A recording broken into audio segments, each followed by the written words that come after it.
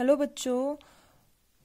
तो पहले वीडियो में मैंने बताया कि सर्वनाम क्या होता है, सर्वनाम की परिभाषा क्या है। ओके, तो कल मैंने बताया था कि सर्वनाम के कितने भेद होते हैं। ठीक है, सर्वनाम के 6 भेद होते हैं। ओके, पुरुषवाचक सर्वनाम, निश्चयवाचक सर्वनाम और अनिश्चयवाचक कल हमने किया था, कल हमने पढ़ा था। ओके, तो आज हम पढ़ेंगे प्रश्नवाचक सर्वनाम, निश्चयवाचक सर्वनाम और संबंधवाचक सर्वनाम क्या होता है। ओके,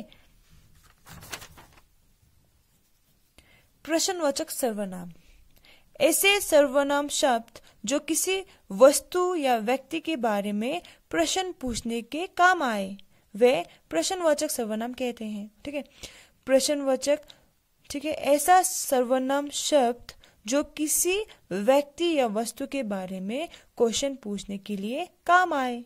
ओके, जैसे क्या, कौन, किसने, किसे, ये सब क्या है, सर्वनाम के शब्द है।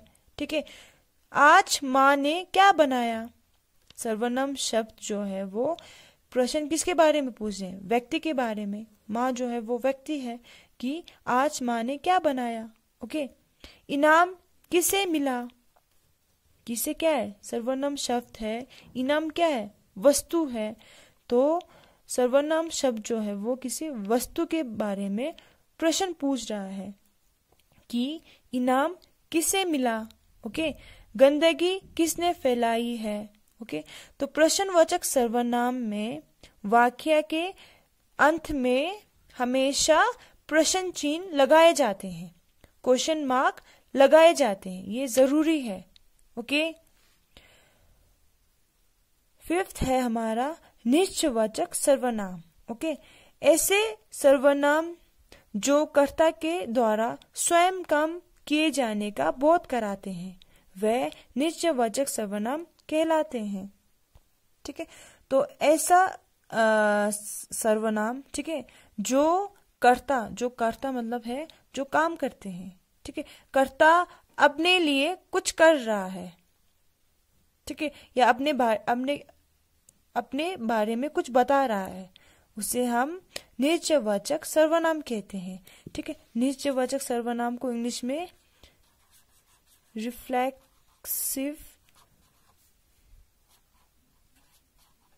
प्रोनाउन कहते हैं। ओके, रिफ्लेक्स, ठीक है, जैसे है स्वयं, आप, अपने आप या खुद। ओके, ये सब जो है वो सर्वनाम शब्द है जो कर्ता अपने लिए प्रयोग में ला रहे हैं। ठीक है, कर्ता मतलब जो काम करते हैं। ओके, मैं खुद चला जाऊंगा, मैं क्या है, अब कर्ता है, वो क्या कह रहा है कि मैं खुद चला जाऊंगा, मैं है ना, अपने लिए कह रहा है कि मैं खुद चला जाऊंगा। वह स्वयं रूठ कर चली गई, वह क्या है, करता है। ठीक है, वह स्वयं रूठ कर चली गई। ओके, तो समझ में आया, निश्चयवाचक जो है वो अपने लिए कहता है। ठीक है, तो लास्ट हमारा है सर्वनाम का भेद। ओके, संबंधवाचक सर्वनाम ऐसे सर्वनाम शब्द जिसे वाक्य के दूसरे सर्वनाम शब्दों से संबंध स्थापित होते हैं, उन्हें संबंधवाचक सर्वनाम कहते हैं।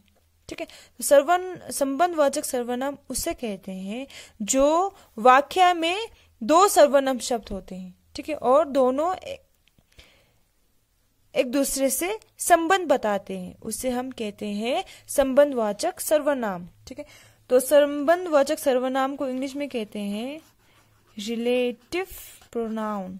Okay, relative pronoun. ठीक है, तो रिलेटिव वर्ड से शब्द से पता चल रहा है कि ये एक दूसरे से रिलेटिव है। ओके, जैसे जो, वह, जो, सो, जैसा, वैसा, ये सब क्या है, सर्वनाम के शब्द हैं जो संबंधवाचक सर्वनाम में प्रयोग हो रहे हैं। ओके, जैसा करोगे वैसा भरोगे, इसमें कितना है, सर्वनाम शब्द 2 है, जैसा और वैसा, है ना। तो दोनों एक दूसरे से संबंध बता रहे हैं कि तुम जैसा काम करोगे तुम वैसा भरोगे। ओके, जिसे इनाम मिला है वह मेरा भाई है। जिसे सर्वनाम शब्द है, वह जो है वो सर्वनाम शब्द है। ठीक है, वो एक दूसरे से संबंध बता रहे हैं कि जिसे इनाम मिला है वह मेरा भाई है।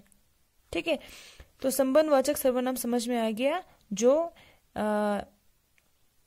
एक दूसरे से संबंध बताते हैं। सर्वनाम शब्द एक दूसरे से संबंध बताते हैं, उसे हम संबंधवाचक सर्वनाम कहते हैं। ओके,